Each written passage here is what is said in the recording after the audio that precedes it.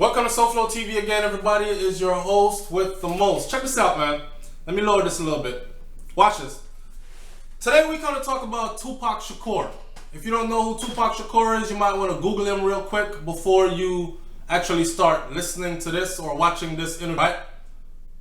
If you don't know who Tupac Shakur is, maybe you should not be watching this. There are a couple of things surrounding Tupac Shakur's murder that I think needed to be answered. It's puzzling to me how people, the new generation, Tupac has taken on a new meaning, a whole new meaning to a new generation, right? I mean, we knew the older ones of us, we know who Tupac Shakur was and what he stood for because we were here at the time of his living when he was able to stand up and tell us what he stood for.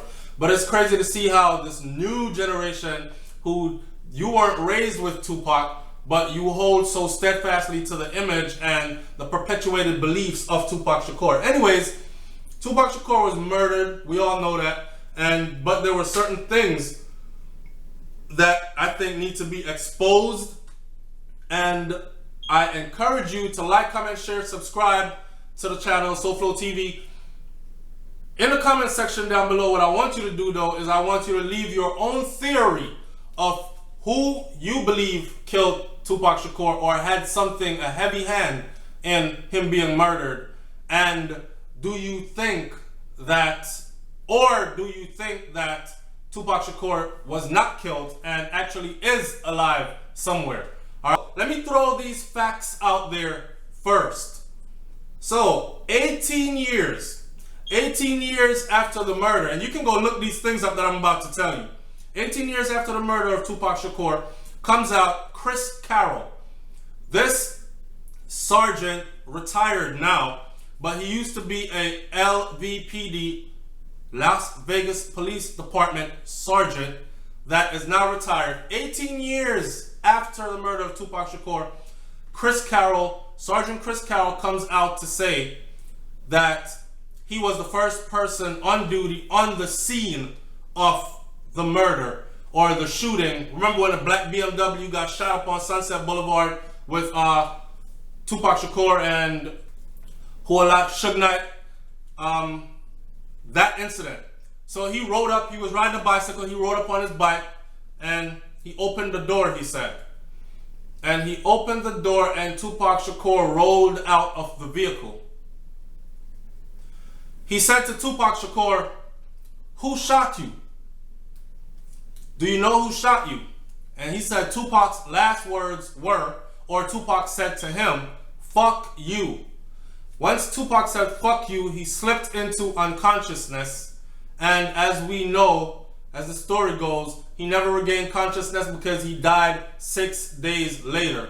So how gangster is that, right? Tupac's last words were "fuck you" to a cop. Anyways, Chris Carroll is saying that he was the first one on the scene. He opened the door, Pac fell out. So by his account, the first officer on the scene following the shooting, because he was in the area patrolling, he has on record that Tupac's last words alive were "fuck you." I don't know if you guys know about Yaki Kaddafi. Now, new generation people might not know about Yaki, but older people, he was a part of Tupac's entourage. Yaki Kaddafi was present when Tupac Shakur was killed. Yaki Kaddafi told the police and the media that he can ID the shooter. I'm gonna say it again. Yaki Kaddafi was present during the shooting of Tupac Shakur. He was in an entourage riding in a vehicle that was close by Tupac Shakur's vehicle. He saw the vehicle that the shooter came from. He knows who was in that vehicle. He told law enforcement, Las Vegas Police Department, that he knows who it is and he can pinpoint, finger point, identify them. And guess what? The police never followed up on it. Yaki was murdered 2 months after this, before any police interview could have been conducted.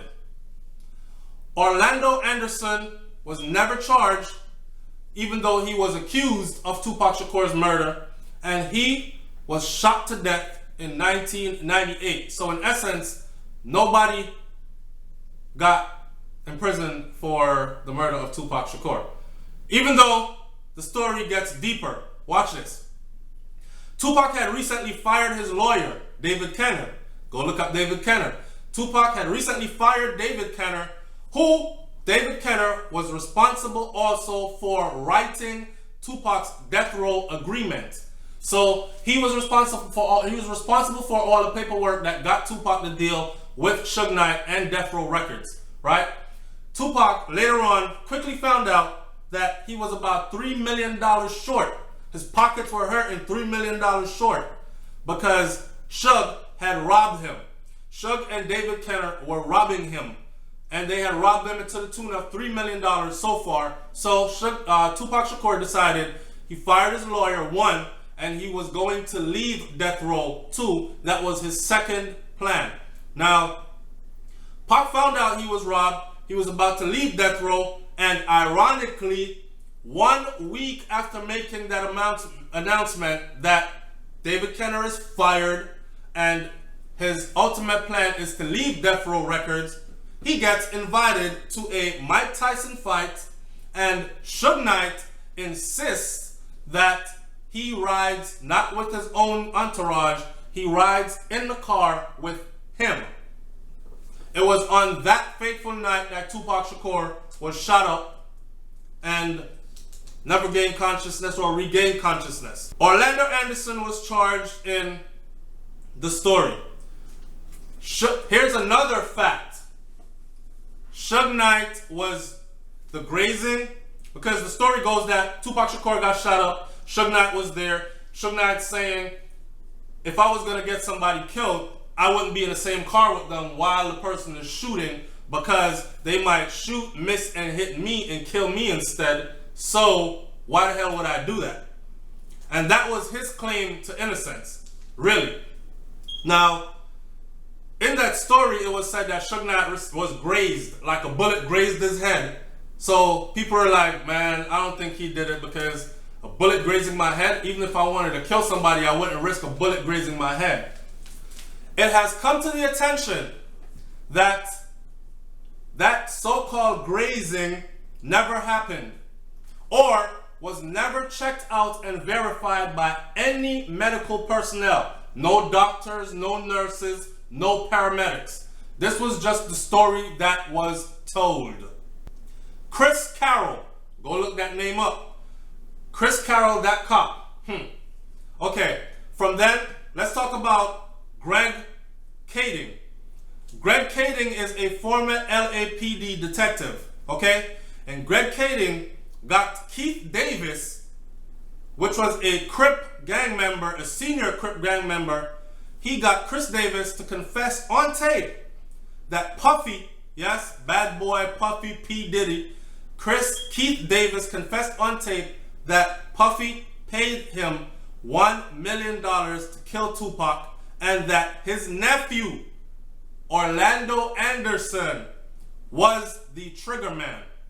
And Keith Davis, was in the vehicle with Orlando Anderson the night they hit Tupac up. He even said he was riding on one side, Orlando was on the other side. They were baiting which side who was gonna have to shoot, because if Suge Knight had pulled up on that side, Suge Knight was driving the vehicle Tupac was killed in, the black BMW. If Suge Knight had pulled up on the side where Keith Davis was, Keith Davis said he would have had to have been the one to fire the shots.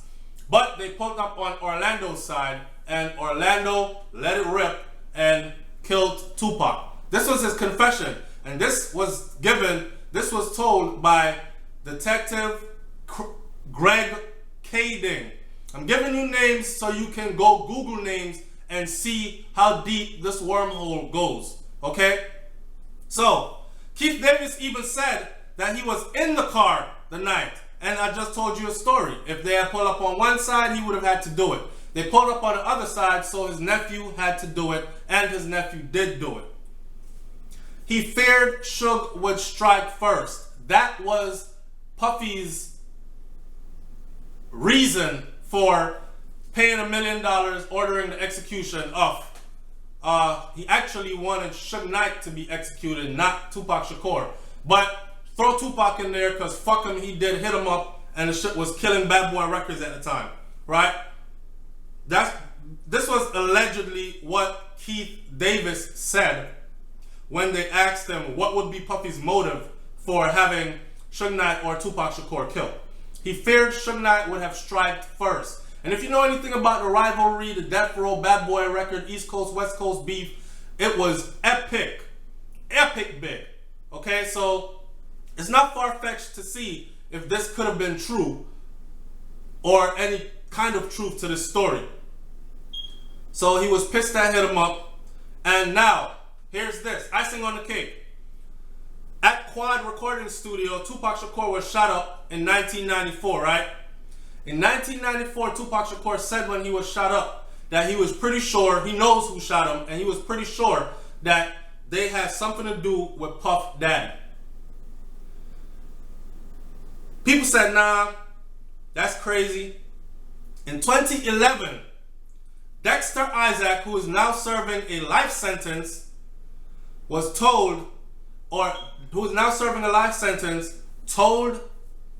on record that Puff Daddy hired him to rob Tupac at Quad Recording Studio in New York City, and that's when Tupac was first shot up multiple times. So in essence, by this confession of this individual that went away in 2011,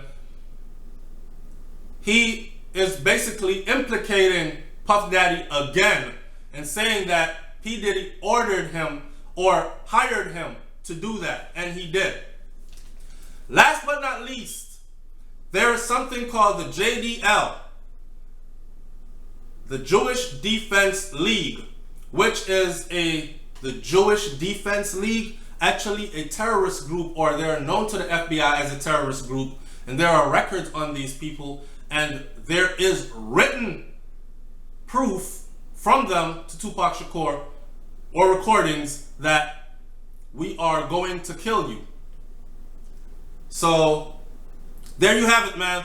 Like, comment, share, subscribe to the channel. Let's talk about this Tupac legend, his legacy. Let's talk about his the mystery surrounding his death.